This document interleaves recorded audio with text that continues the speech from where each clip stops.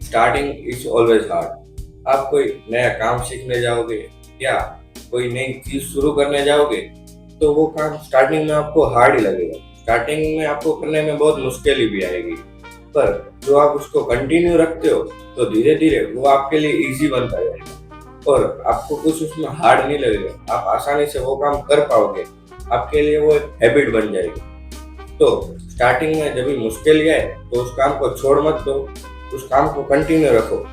थोड़े टाइम के बाद आपको वो काम हार्ड नहीं लगने लगे क्योंकि वो आपके लिए एक हैबिट बन जाएगी।